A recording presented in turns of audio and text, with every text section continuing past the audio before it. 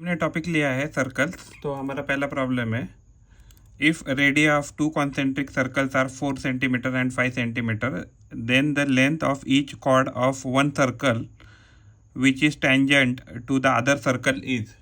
तो हमें इसके बारे में कमेंट करना है। तो ये हमने एक रफ फिगर बनाई है। तो इस फिगर में क्या है, तो इस फिगर में अगर आप देखेंगे तो ए बी क्या है, फर्स्ट सर्कल का रेडियस है। तो जो हमें कितना दिया है, तो छोटे का तो सर्कल का हमें रेडियस दिया है 4, तो हम यहाँ 4 लिखेंगे। जो बड़ा सर्कल है तो ये जो ए बी है, तो ए बी कहाँ टच कर रहा है, तो यहाँ टच कर रहा है। तो हम ये इसको मान लीजिए पी नाम देते हैं। तो जो ए पी है, तो ए पी का लेंथ कितना हो जाएगा 5, और जो बी सी है ए सी है, तो ए सी का लेंथ कितना हो जाएगा 4, क्योंकि ये छोटे सर्कल का रेडियस है, राइट। तो इस पर्टिकुलर ट्रायंगल में अगर हम देखेंगे, तो यानी कि ट्रायंगल ए पी सी में देखेंगे, तो अगर हम इसमें देखेंगे ए पी और सी अगर ट्रायंगल देखते हैं, तो ये मान लीजिए ये कितना है, तो ये 5 दिया है और ये साइड हमें 4 दिया है। तो अगर जैसे हमारे पास ऐसा 5-4 का एंगल आता है, तो ये साइड हमेशा कितनी रहेगी, 3 रहेगी। हम उसको वेरीफाई भी करेंगे। तो देखिए हमने पाइथागोरस में क्या देखा है, A P square has to be equal to A C square plus P C square, right.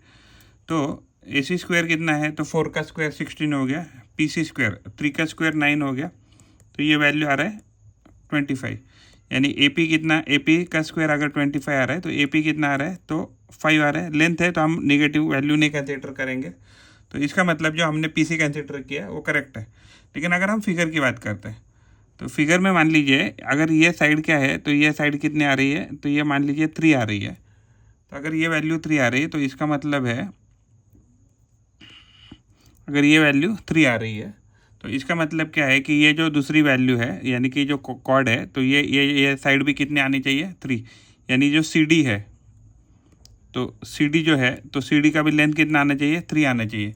क्योंकि अगर हम पी से डी तक डिस्टेंस देखें, अगर हम यहाँ सॉल्व करते हैं, तो अगर मान लीजिए ये पी है मान लीजिए, और ये डी है और ये सी है, अगर ये 3 है तो ये भी 3 आएगा।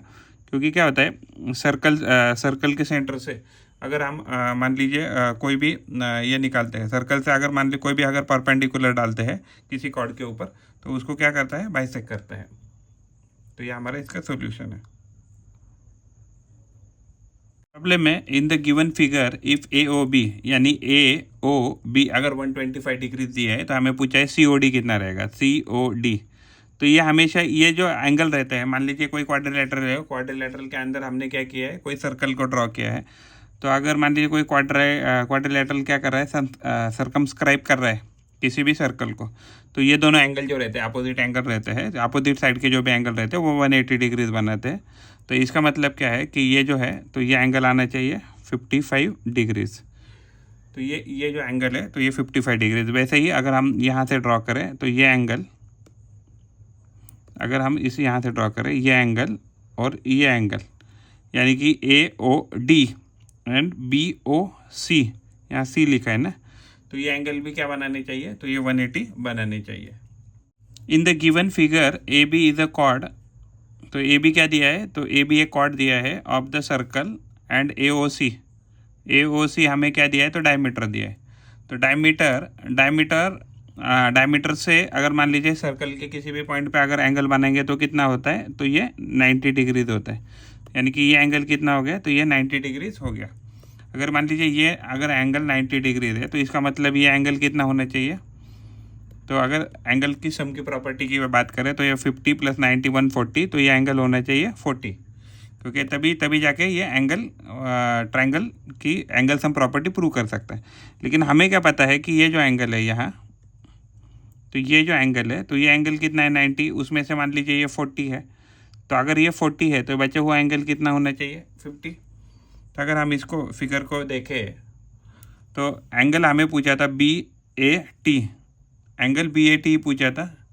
तो ये जो एंगल बी ए टी, तो हमने क्या वैल्यू निकाला इसका, 50 डिग्रीज, और ये हमारा सही आंसर है।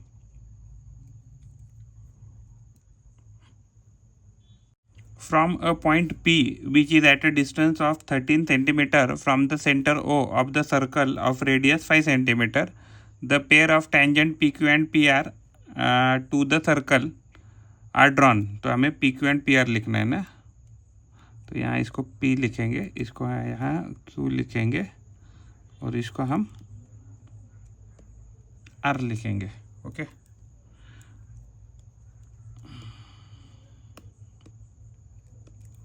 तो इसको लिखेंगे Q। Then area of the quadrilateral of P Q O R. तो पी क्यू ओ आर जो है तो इसका हमें ये बताना है एरिया। तो देखिए अगर एग्जैक्टली इस ट्रायंगल के ऊपर बात करते हैं तो ट्रायंगल क्या है, मान लीजिए पी क्यू ओ ट्रायंगल। अगर पी क्यू ओ की बात करें और उसका अगर हम एरिया लेने की कोशिश करें तो इसका एरिया क्या हो जाएगा, 1/2 into base into height. Base कितना हो जाएगा इसका, तो इसका बेस हो जाएगा 5 और उसका हाइट कितना है तो ये हमें पता नहीं है। तो एग्जैक्टली क्या होता है कि जब 13 और 5 का एंगल रहता है तो कोई भी अगर ट्रायंगल है जिसमें मान लीजिए एक साइड 13 है, एक साइड मान लीजिए 5 है, तो हमेशा दूसरी साइड कितनी आ जाएगी, तो 12 आ जाएगी। तो ये साइड कितनी रहेगी, 12। ये आप पाइथागोरस थ्योरम से प्रूव कर सकते हैं। तो ये यानी कि अगर ये हाइट आ गई 12 आ गई तो यानी कि ये हो गया 2 1 2 6 यानी कि 30।